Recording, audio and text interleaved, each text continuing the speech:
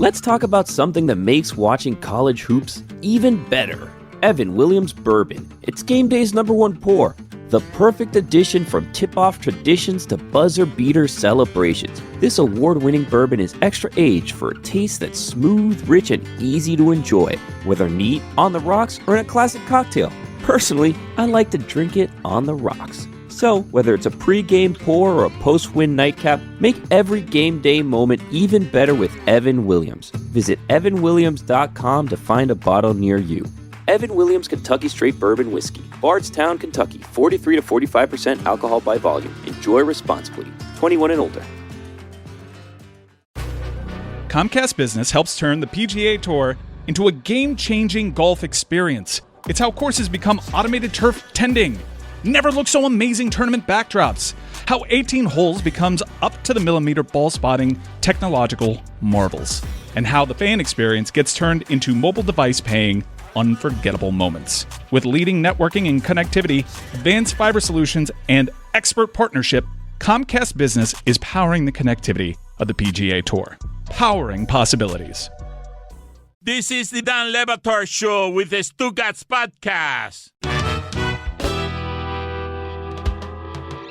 Like, imagine if Tomlin and Bill Cowher were both the head coaches of the Pittsburgh Steelers, same time. Like, imagine that. Like, how would that work out? Who has final play? Who has final say on play calls? Who has final say on do we go for it or not? Who's calling timeouts? Right. I mean, not going to work. I mean, Shanahan reached out to Belichick to be the defensive coordinator. That would have been the worst decision of Shanahan's career. That's what I'm saying. I mean, then if they finally win, it was all Belichick. I mean, think about it. So you guys do not believe that two big, talented people can work together, no big, talented people have self-awareness about how it is that they would collaborate with someone else who might have strengths in other places that they don't have. It's why I'm here. Why are you here? And you haven't been recently. I mean, I was traveling. I know, but like, why? Explain to me. You're here balance Dan out to offer the accents. You're getting caught up in the minutia because I'm not a ball hog. I'm totally fine if I go an entire hour without saying a word here. Put you with somebody else who's not me, and I have a lot of fear of what's going to happen there. You know? So you think that way too much David, by the way. I came in here thinking Greg Cody was going to be here. Greg Cody Tuesdays. I left 5-6 weeks ago, and it was Greg Cody every Tuesday, and now we replace that with who's asking for more Sampson? Wow. Nobody is the answer. Wow, man. Love you, Dave. Let's go out to David Sampson again in the NASDAQ room where we get an update on everything going on with the NASDAQ. What do we have, David? Give us an update from the bustling floor of the NASDAQ. We have extreme wealth creation that's been taking place other than in Stugotz's account. The reality is that whether you're Elon Musk or just your general retail investor, you've taken advantage of what could be a dead cat bounce. We'll have to wait to see. But meanwhile, Tesla, up. DraftKings, up. Market, yeah. A dead cat. Yeah, that was disgusting. A dead cat bounce. I've not heard that expression before. That is an expression that's often used on Wall Street. The dead cat bounce. How does a dead cat bounce? I ask. Not very high, but it does bounce. If you drop a cat and it's dead, it will come up and then right back down. In a market, do not buy the dead cat bounce because then you end up in trouble. Chris Cody, were you as disturbed as I was after Stugotz gave voice to Who Wants More Sampson for him to go that lecherous with the making of money, where his sound was sensual in a way that creeped us out and made me think about about 10 days ago when him and Juju had that germ phobe off. I was disturbed by how eager David Sampson was to have an orgy, as disturbed as I was by anything David Sampson has said or done since he mispronounced boobs in Spanish. Tetas? You were disturbed by this, yes, Chris? Incredibly. It was unpleasant to hear it. I don't know where it came from. Well, it's just money. Money makes him lecherous. Money gives him a boner. Like that's Tetas? Dan. Moaner. Chris. Money excites him in a way that is pornographic and disturbing when he goes to lecherous. What else do you have for us in the 2 hours now that the NASDAQ has been open? Going back to him, huh? You keep saying NASDAQ. Do you mean the exchange? Because there's NASDAQ, there's the Dow, there's the S&P, there's the small cap, large cap, mid cap. I don't understand your infatuation with NASDAQ. Is that like the only thing you've heard of? It's not necessary at this point to keep pointing that out as if I'm not doing it on purpose. Like I wasn't at the beginning, but since then I'm doing it. I learned my lesson and then ignored it. So what other updates do you have here? Because people have been panicked for 3 days, and Stugotz is saying that Trump is now walking around being like, told you it'd be fine. I told you there are no problems here. That's what we should be scared about, actually, is the possible grift that could be taking place. Just be aware of it when you're in the market, when you're day trading. It's why you shouldn't be buying and selling on these dips or on these crests, because any rumor about delaying the tariffs, any rumor about possibility of a trade war not escalating and the market goes up, then the White House comes out and says, no, it's actually happening. The market goes down. Then there's something priced in and the market goes up. It's very hard to really guess what Trump is doing. And that's why it's really difficult. My professional advice, not investment advice, be very careful buying these dips. Be very careful selling into these crests because you may not time it right. I think you owe me and the public an apology for the lie that you told last hour when you said that I was lamenting and complaining loudly that a bunch of people were sucking at my teat. That is not something that has ever happened. You have never heard me say such a thing, and I say that you need to apologize publicly. Yeah. I will apologize, Dan, by saying that you've built an entire room built on extortion and people who extort you. That's basically the company that you have. So while, yes, I shouldn't have said teat, and I apologize for not pronouncing tetas right, but for you to say that I'm wrong when all you have to do is look around, it just means that your eyes are closed. You guys aren't paying very much attention if you don't think that you were just taken out there. Like, you guys were all... David's here for free, huh? I resemble that remark. Mm-hmm. He called you extortionist. Yeah. And I'm all right with that. Takes one to know one, I guess. Wow. Talk about it after the show. Yeah. Got a multi-billion-dollar sale I'd like to run by him. The thing that I wanted to ask you guys about that I'm assuming you didn't talk very much about, although I don't know if you have or not, the firing of Taylor Jenkins in Memphis, super strange. Like, you never see that 9 games before a playoff team is beginning in, right before the playoffs start. You're throwing total upheaval from a team that we thought a couple of years ago was going to be ascendant, and I got wrong, by the way, how good Dylan Brooks is. Like, I really thought that his career was going to be over, and to see him on a Houston team that's better than Memphis is part of why it is that Taylor Jenkins got fired the way that he did. But I also wanted to ask you, because I don't want to talk about the stupidity of the Ja Morant, or Ya, as I like to call him, finger gun stupidity.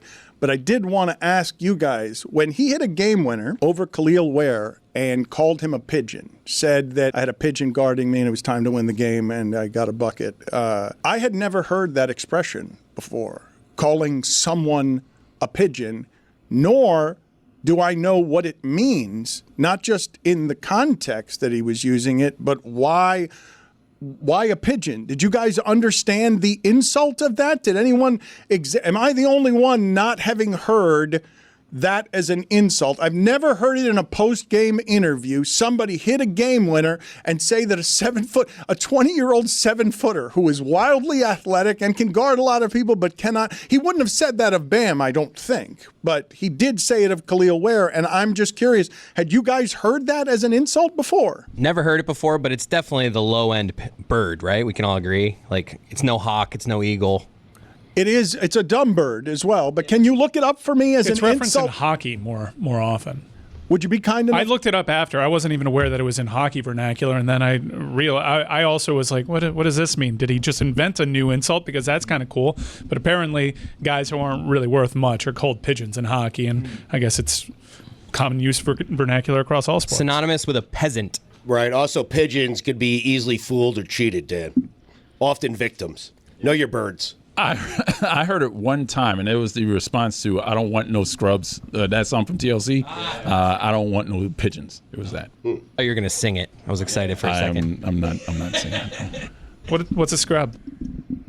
I forgot. I almost got you. Scrub is a guy who thinks he's fine. Also known as a buster. Come on, Roy, do it. I almost got you. You wanted to. You saw what I was trying to do. I'm not doing it. Come on, you almost took it. Wanted to ask you about an interview that Carlos Alcaraz. I pronounce it the way that they would in Alcaraz. Barcelona. Alcaraz.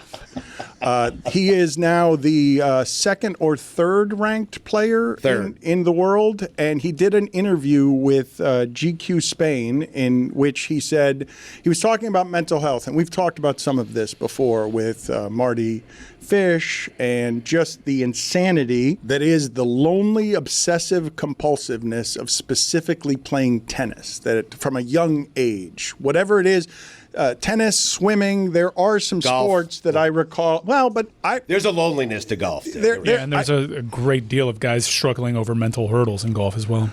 Yes, but I also think of golf, and I may be doing this incorrectly, I think of golf as being something that people really enjoy and do into their 60s, and might be a suffering because it's hard and can be lonely as well, but generally I think that people love what they're doing when they're golfers. I cannot say the same about tennis, especially young people who have their childhood stolen by tennis because of how crazy the machine is at the beginning. I'm shocked at how few tennis players that I know like tennis. They hate it. They like golf. They hate tennis. I try to talk to them about tennis. They don't want to talk about tennis. They don't like it. It is a thing that I have noticed. Swimming is the same, right? Because when you're as good as Michael Phelps, there's a loneliness in the training that even if it's a team sport communally, the repetition of what it is that you're doing, you can grow to hate it. But the thing that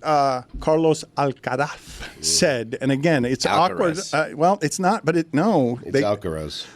You guys are putting the Z You're on American. it. This just happened to me in Los Angeles. Everyone there calls it Los Feliz. And I'm like, it's Los Feliz. And they're like, no, it's not. And they've changed it. They've changed it so they don't pronounce Los Feliz. They've made it Americanized. Why don't you call it Los Angeles? I should. Yeah. California is very famous for Americanizing Spanish words out there.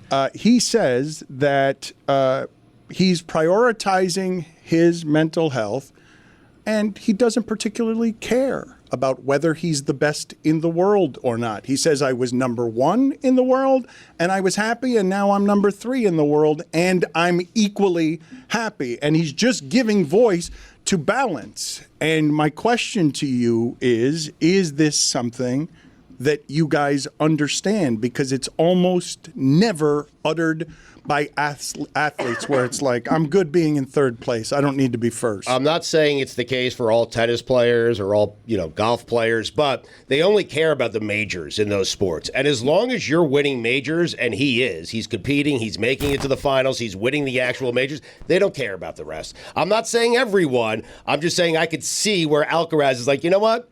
I'll be ready for the majors. I'll compete in the majors. I don't care if I'm 1, 2, 3, 4, or 5. I'm going to take my time the rest of the. But that's not what he's saying. He's speaking to the mental health imbalance of, I need to be the best. I need to compare myself against others. Look, this one, Dan, I'm just saying the best in that sport is defined by the amount of majors you win. Period. Is he practicing fewer hours? Is that what you say? He did follow up an Indian Wells final appearance, which he always performs well there, with a loss to a 34-year-old Dave Goffin in Miami in the round of 64. It was a perplexing loss, and those comments. I mean, Alcaraz has an opportunity to be all-time great, given his age, given the success that he's already had, and typically in that sport, guys that have that in front of them, they don't get quoted saying things like that. They often say the opposite. Like, if Wawrinka wanted to say that when he was doing his best to get up to that upper echelon and guys like Roddick, Nadal, Djokovic, and Federer were holding him down, I guess I understand. I'm playing against 3 of the greatest of all time in my era. That's unfortunate. But Alcaraz, like, he's the best going right now in terms of tools, in terms of athleticism. It's either him or Monfils. Like, those are two of the most athletic tennis players I think we've ever seen. He's fine with third.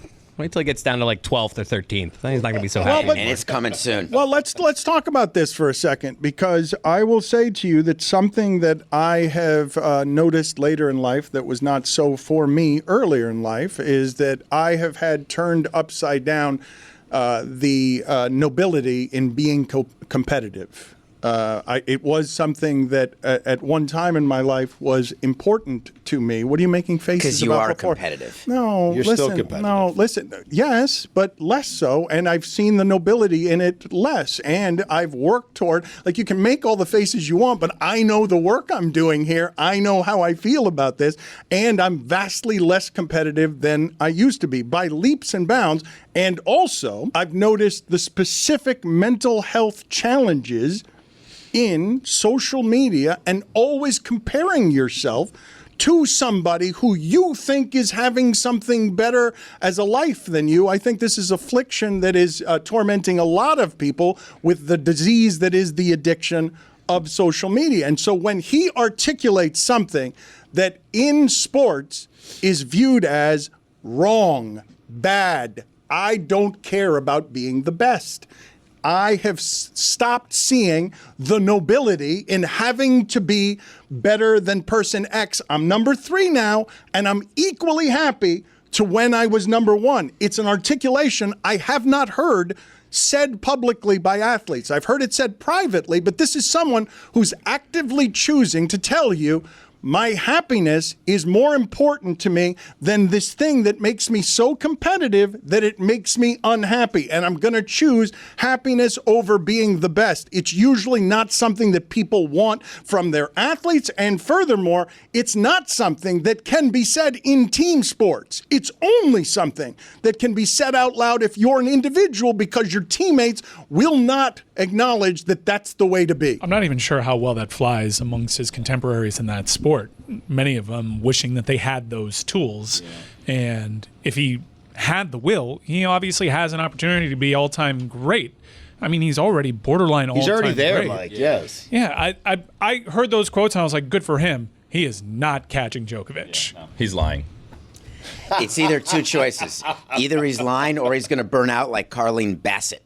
And whatever he does, it doesn't really matter to me, because when that weakness that you show by saying that, I'm not saying you shouldn't go after mental health. I don't think that's weakness. I don't think he's showing weakness. What he's saying is he doesn't have to put in the work, and yet when he gets to the U.S. Open and he takes on Sinner or Zverev, who are ranked ahead of him, he's going to beat them. And you know what? If you had an amount of money that meant something to you, you would bet on Alcaraz. You would. I wouldn't be so sure he's beating them, but I would say that he's about to head into his best surface. It's clay court season, so I imagine he's going to be doing some sort of winning here, but that is something that you kind of file away as he gets later in his career. Look, the longevity that the guys at the top end of that sport displayed, where your career historically is usually over 10 years before they were still doing. Djokovic is still out here showing up in finals, doing his things, beating Alcaraz in the Olympics. Like that is something that you file away and wonder if he has the same kind of motivation. He may be motivated by winning in individual sports, but it doesn't sound like he's motivated by being all-time great. Mike, towards the end, wasn't Federer just gearing up for the majors?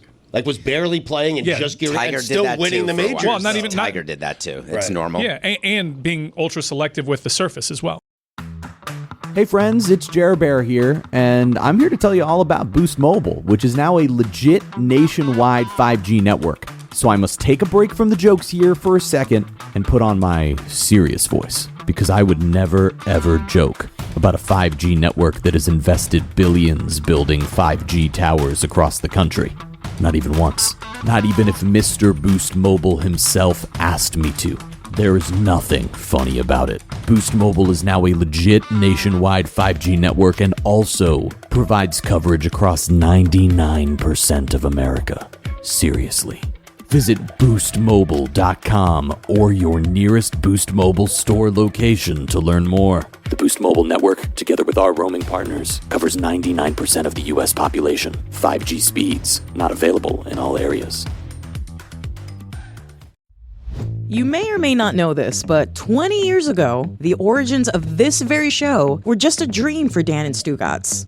That dream turned into a show and a business you're listening to today. Starting your own business is a dream lots of us share, but too many of us let it remain just a dream. Don't hold yourself back thinking, what if I don't have the skills? What if I can't do it alone? Turn those what ifs into why nots with Shopify by your side.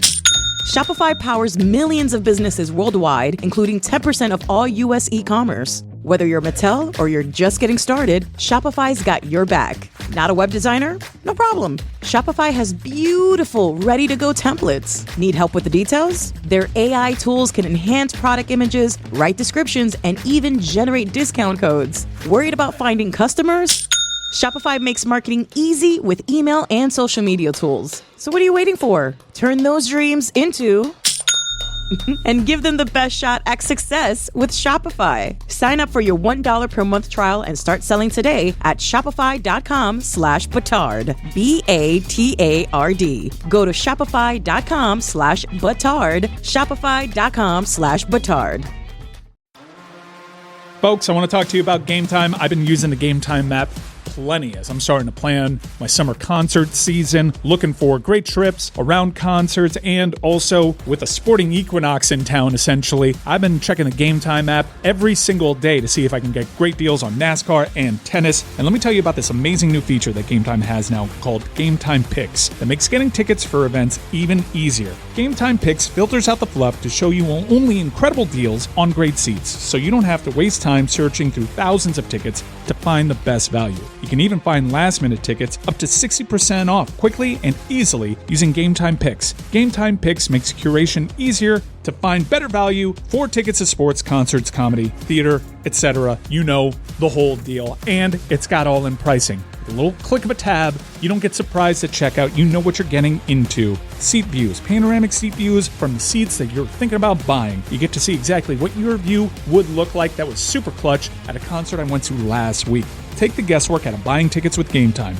Download the Game Time app, create an account, and use code DAN for $20 off your first purchase. Terms apply. Again, create an account and redeem code DAN for $20 off. Download Game Time today. Last minute tickets, lowest price, guaranteed.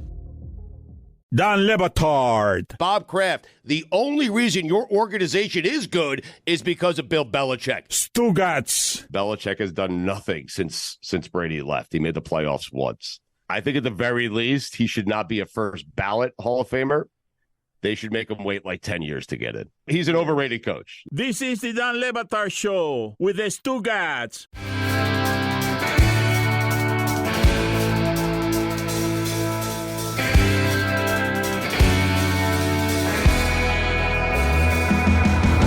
The thing that's most interesting about it to me is to place in front of the audience this idea. Unhappier means better? Because the way you guys are doing the math on this, he's articulating that he cares less about winning than the people trying to beat him. And you're then making the leap after that lack of care will be the difference between him winning and losing. And I'm not certain that's so. I'd make the argument that a happier player can play longer, that a happier player is less likely to burn out, that a happier player will be someone who can climb from 3 to 1 because he's less pressurized than the player who is dying to be number one. I mean, well, you cited Marty Fish, and that documentary on Netflix shows you exactly what it took in terms of skill set, physical attributes. He didn't have what those guys in that era had, but he beat them individually, and he'll admit in that documentary it made him lose his mind what he had to dial it up to get to that point. I'm sure the guys that he were going up there up against were probably a little bit more balanced, certainly by comparison, but the mental edge in that sport is one of the places that you do make up what we're talking about sometimes is razor thin margins. You're also arguing something that's kind of impossible, right? What's making him happy is not having that edge and not pushing himself to be the best. And by not pushing himself to be the best, he'll be looser and be the best. This is such an old argument. Where does the greatness make you crazy? Do you have to cut off your ear in order to be great? Are all artists out of their mind? My view is that if you have not won, then you don't realize that winning is everything. And if you have won, you do know that. And if you feel you can't win again, your defense mechanism comes up and you say to yourself, hey, the effort, it's just the juice is not worth it anymore. There's too much squeeze. For him to come out at this age and say it, it sounds like a pre-baked excuse.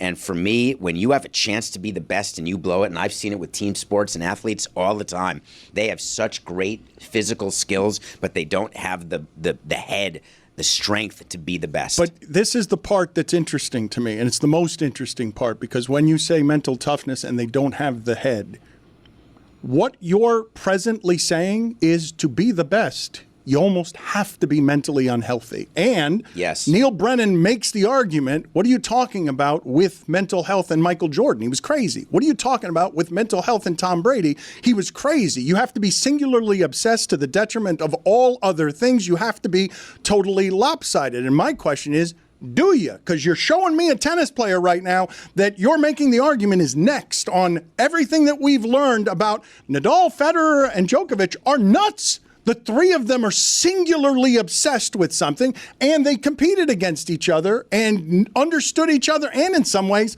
became friends and rivals that had a specific language that only they spoke. But this person is saying to you, and I think it's a healthier attitude, I don't know if it's a more successful attitude in terms of results, but the skill set we're talking about here, are you guys arguing that in order to be great, you have to be mentally unhealthy? I guess it's people's approach. Like the three names that are atop that sport all time, Federer, Nadal, Djokovic, one of them seems decidedly less happy than the other two. It also just so happens to be the guy that's atop the heap in Djokovic. So I don't know exactly what to do with that. We don't really know these guys. I'm sure there are plenty of people that have lined up against Roger Federer that would tell me, are you kidding? He's a killer. But Djokovic, from being Joe sports fans, seems like he's the most obsessive of the bunch. We've seen it work in golf. Like Brooks Koepka has said, I only care about the majors. He's playing on the LIV Tour. He doesn't want to play all the other tournaments. He wants to show up to the majors, and when he does, he's in contention. Masters Week, Dana. I have told you guys before, and I will tell you again, go do some reading on Nadal and his foot injuries and what his retirement and his life is going to be like as a person who has an arm that looks like a thigh that is larger than the other arm because of how obsessively he's sculpted something. And I believe that he would finish third in terms of both stature and caring to Federer and Djokovic. And I don't question how much Nadal cares. I'm just saying these three people competing against each other to be the best didn't seem to make them like real happy, that competition, but also they were great in a way that was all time. And I'm looking at what is being said here, and I'm like, man, that seems like a good life to be touring the world, enjoying tennis, and not being so obsessive that you have to feel all the time. Like, what is the value of being the best if you can make a really good living as a bronze medalist? Well, by contrast, we know who the most miserable of those three is just by how they carry themselves on the court, and that's Djokovic. I do know who's the most balanced, who appears to be the happiest, and that's always, no, it kind of feels like Nadal in terms of playing with joy, and Nadal is Alcaraz's mentor. Like, that is, they played doubles in the Olympics together. Like, if anyone knows what it's like to be in those shoes, it's Nadal. What are you doing, David? I'm so upset to hear anybody say, you know what I really want, man? I want the bronze.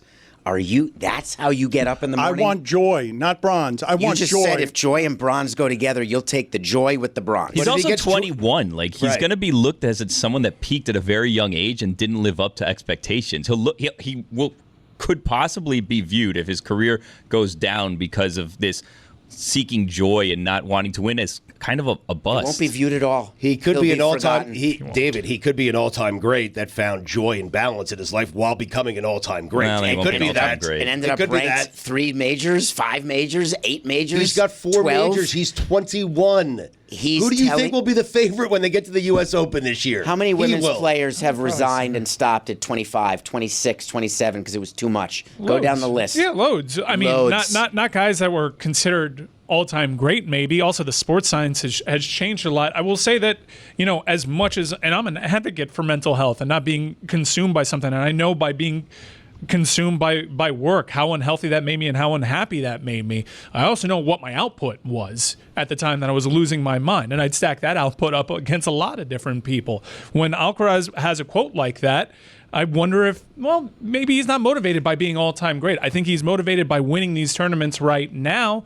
and maybe arguably being the best of his generation. Those are just not the conversations we were having a couple of months ago. And we'll wait and see what happens. I'm referring to what Dan is, I can't imagine you're actually proffering this, where you would trade attempting to get nothing but bronze on the thought that that would make you the happiest. The only people who feel that way are people who can't get gold.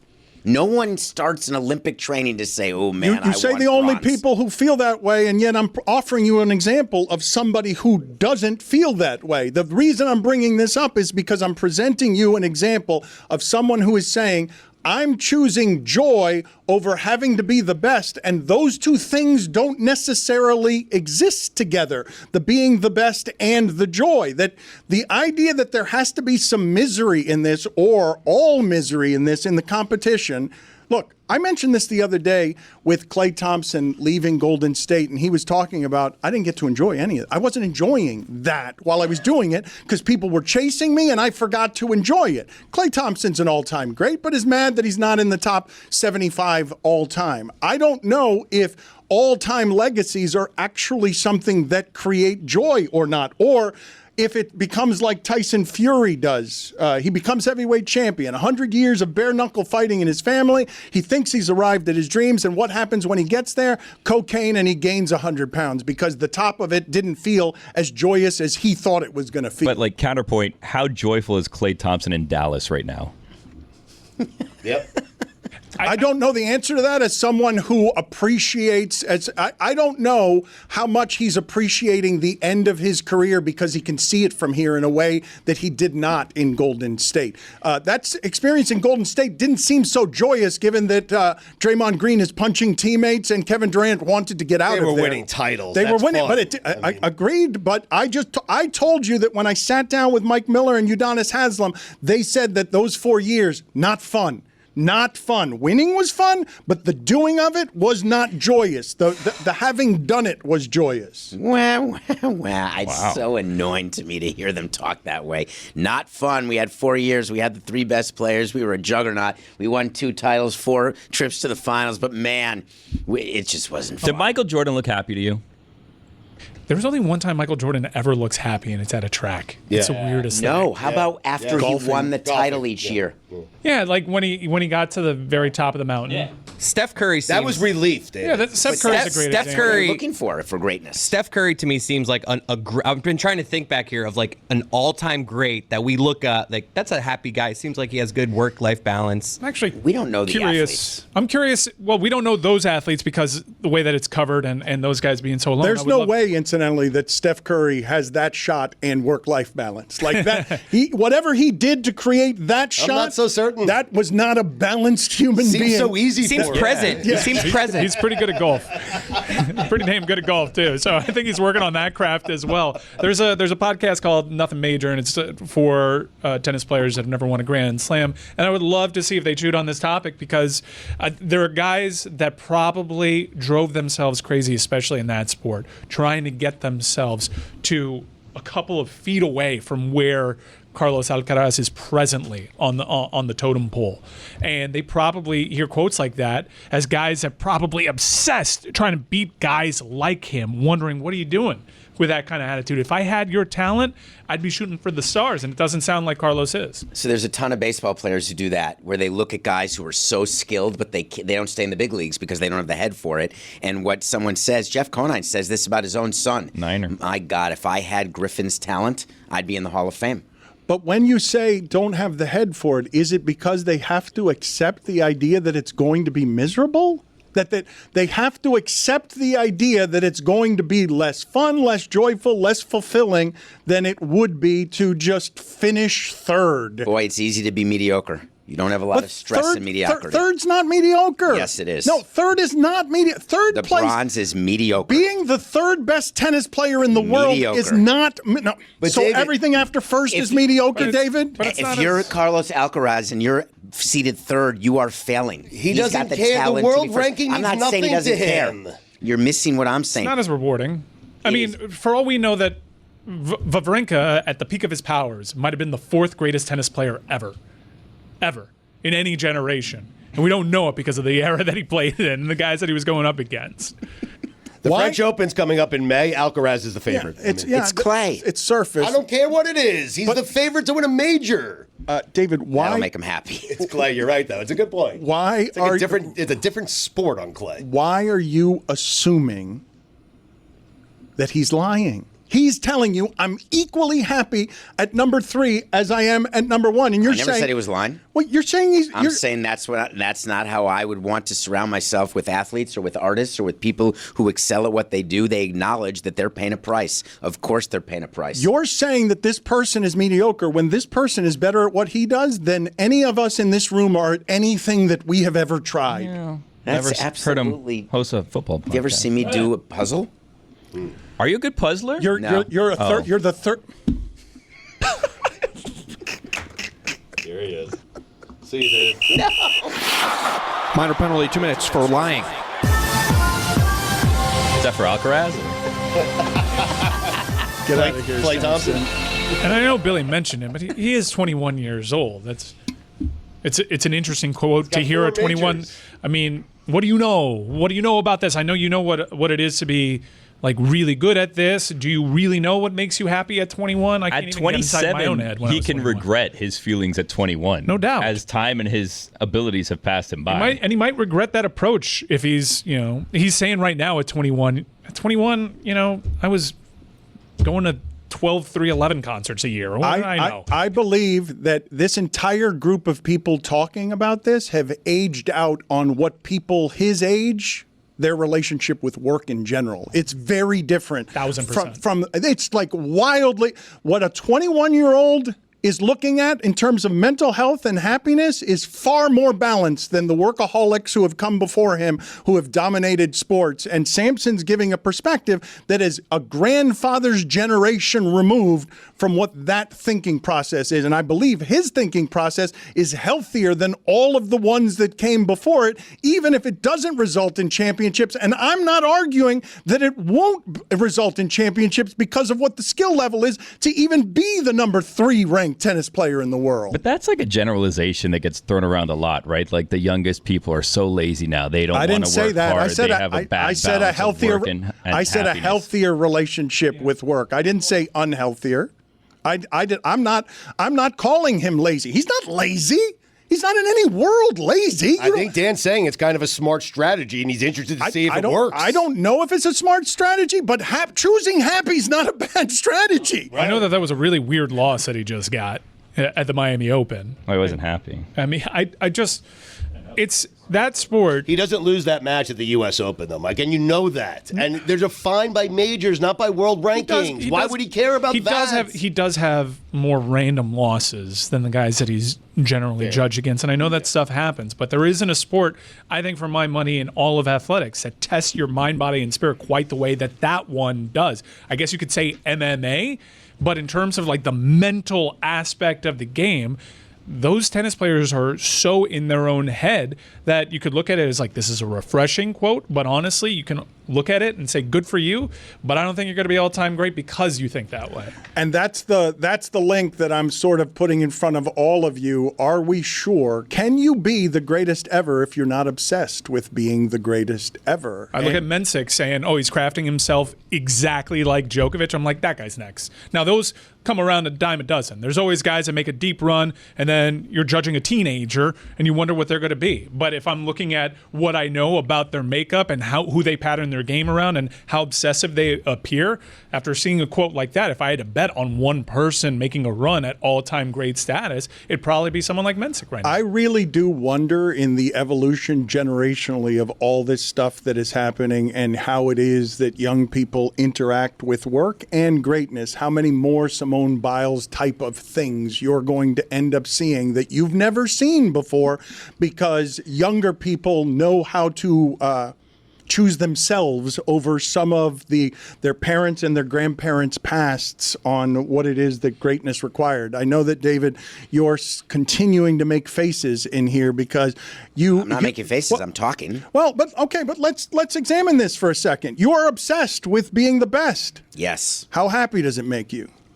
Not. But I'm not searching to be happy. I'm searching to be the best. I'm competitive in everything I do. I want to be the best, and I'll work as hard, if not harder than everyone to do it. And it may not work, but you can bet your ass I'm not trying to be third best. Right, and I can bet my ass also that you're not as happy. But you're not happy either. Got your ass there. He's had a couple of bars. I think in retrospect, like maybe what makes him happy, what he can hang his hat on was like, well, when I dialed myself up to a certain point, I was the best. And you can look at that fondly, despite maybe even not really liking yourself during that time. I'm really proud of the work that I had when most people didn't like me. I was putting out really high-end art for my career, and even though I wasn't right and I alienated a lot of people, I was also operating at a really high level. And with some distance on that, I'm like, I can change that thing, I can change that. But when people look at my run as a producer, and granted, this is nothing like the level of Carlos Alcaraz, I'm like most proud of the era in which I was the worst version of myself. It is a hole, though, David, that doesn't get filled by accomplishment when you continue to accomplish and it doesn't feel like enduring happy. It's what I'm saying about Tyson Fury. You've got 100 years of your family bare knuckle fights in the street, and you become heavyweight champion of the world. And what you immediately do after that is gain 100 pounds and develop a cocaine addiction because the fulfillment doesn't actually fill the hole. I'm always bailing water, and so are most people. And that's what we do. That is the life we choose. You can go live on the beaches in Australia in the van. But you wouldn't. But I wouldn't. I'll tell you that right now. But I could. A little early. You couldn't do it, dude. You couldn't do it. You wouldn't be competing against anybody. You'd just be the best pot smoker on the lot. You'd be in a van, and all you'd lead the world in is self-loathing. You'd be better. I do that now. You'd be better, but you'd do it even more if you didn't feel like you were that you were accomplishing. I would like to beat Cheech and Chong in a van down by the river. No, you wouldn't. You wouldn't last a day. It also wasn't Cheech and Chong. That was Chris Farley. Yeah, that's fine. I mixed them both. Cheech and Chong, the van, the pot, the smoke. Yes, but the van by the river is Chris Farley's. Chris Farley. Yeah, that's what we're saying. We're agreeing, man. Mixing my Shit, metaphors. get off my back, dude. Maybe take a hit. I like you. Be happy. Folks, I want to talk to you about Game Time. I've been using the Game Time map plenty as I'm starting to plan my summer concert season, looking for great trips around concerts, and also with a sporting equinox in town, essentially, I've been checking the Game Time app every single day to see if I can get great deals on NASCAR and tennis. And let me tell you about this amazing new feature that Game Time has now called Game Time Picks that makes getting tickets for events even easier. Game Time Picks filters out the fluff to show you only incredible deals on great seats, so you don't have to waste time searching through thousands of tickets to find the best value. You can even find last-minute tickets up to 60% off quickly and easily using Game Time Picks. Game Time Picks makes curation easier to find better value for tickets to sports, concerts, comedy, theater, etc. You know, the whole deal. And it's got all in pricing. With a little click of a tab, you don't get surprised at checkout. You know what you're getting into. Seat views, panoramic seat views from the seats that you're thinking about buying. You get to see exactly what your view would look like. That was super clutch at a concert I went to last week. Take the guesswork out of buying tickets with Game Time. Download the Game Time app, create an account, and use code DAN for $20 off your first purchase. Terms apply. Again, create an account and redeem code DAN for $20 off. Download Game Time today. Last minute tickets, lowest price, guaranteed. Folks, it's Mike Ryan, and you know that Miller Lite has basically been a partner of this show for almost 20 years. And as we celebrate 50 years of Miller Lite, that means for a large chunk of it, and look, I didn't go to school for math, but I'm pretty sure that's like 80% of the time that Miller Lite's been existing, they've been with our show. And I'm so grateful for it because we truly believe this. If you listen to us back in our radio days, throughout our times in national radio, to the pirate phase, to now, you know that Miller Lite has been a huge supporter of ours. And I've always been a huge supporter of Miller Lite. Why? Because it's got taste you know you can depend on. A great beer, trusted by beer lovers for 50 years. Miller Lite. Great taste, 96 calories. Go to MillerLite.com/Dan to find delivery options near you, or you can pick up Miller Lite pretty much anywhere they sell beer. It's Miller time. Celebrate responsibly. Miller Brewing Company, Milwaukee, Wisconsin. 96 calories and 3.2 carbs per 12 ounces.